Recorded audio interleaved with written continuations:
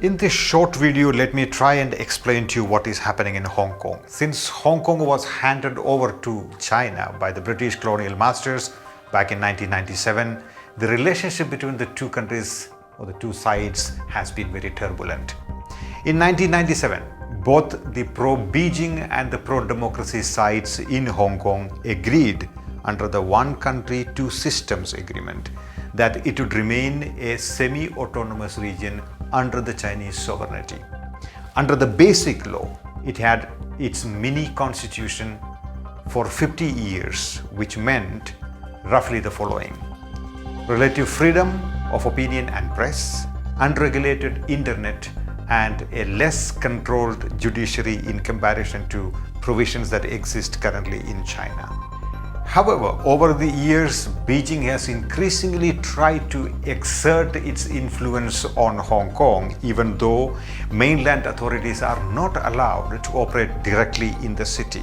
As a result, most of the pro-democracy citizens in Hong Kong are skeptical of China's influence, and China, on the other hand, is worried about its loosening control in Hong Kong, where China has major economic interests.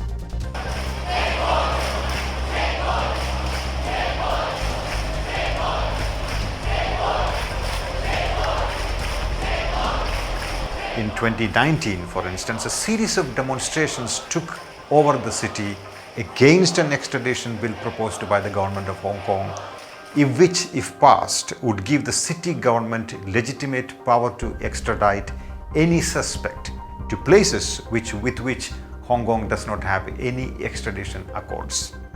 This has come in for a lot of criticism within Hong Kong. Now, according to the Hong Kong government, the existing loophole in the laws in Hong Kong allowed suspected criminals to avoid trial elsewhere by taking refuge in Hong Kong. Now, Hong Kong's current leader, Chief Executive Carrie Lam, was of the opinion that the extradition bill would close that loophole so that suspects wanted anywhere else, including mainland China, could be extradited.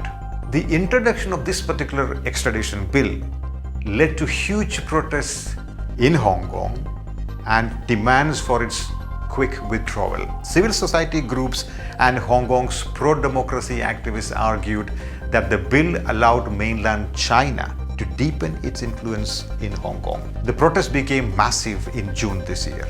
Now, what began as an uprising against a single piece of legislation has now turned into an all-out rebellion against Beijing's encroaching authoritarianism and a demand for more democracy within Hong Kong. In July this year, clashes turned violent and anarchy ensued as protesters ransacked government offices, defaced portraits of the city's leaders, and spray-painted slogans on walls and furniture such as "Hong Kong is not China, not yet." In a worrisome trend, the Hong Kong government has rapidly showcased growing authoritarian tendencies in recent years, with the disqualification of certain lawmakers, banning of activists from running for office, and restricting political parties, as well as expelling foreign journalists. The civil society groups are fighting against the extradition bill to counter the growing instances of Beijing's meddling in Hong Kong and rising authoritarian traits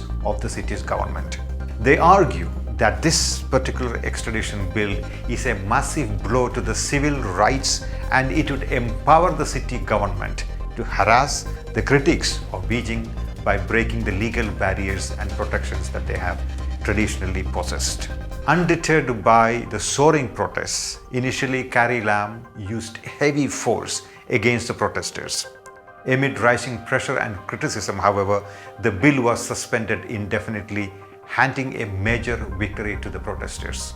Now, this has empowered the protesters. They are now they're now demanding the resignation of Chief Executive Carrie Lam and are asking for fresh elections in Hong Kong. Having entered into its third month, Hong Kong protesters have now turned into a full-fledged pro-democracy movement. It has taken a radical turn as protesters are regularly clashing with riot police in pitched battles across the city-state.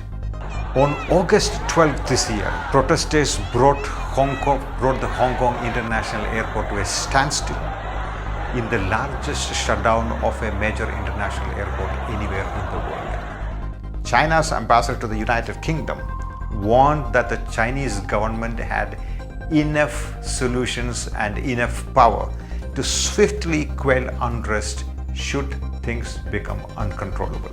The US President Donald Trump has suggested that if Chinese President Xi Jinping met with the demonstrators, there would be a happy and enlightened ending to the Hong Kong problem.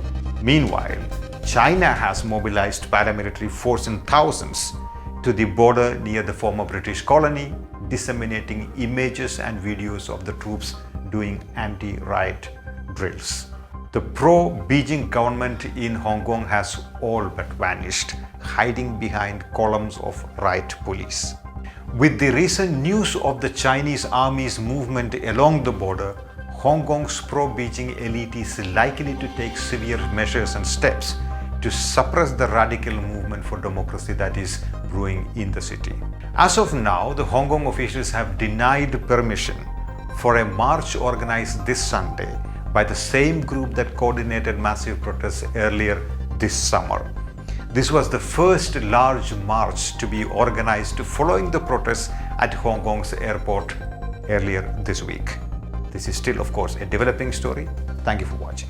To receive instant updates on all videos from The Wire, click the subscribe button and hit the bell icon. Pay to support independent journalism. Click the link in the description and choose the amount you want to pay.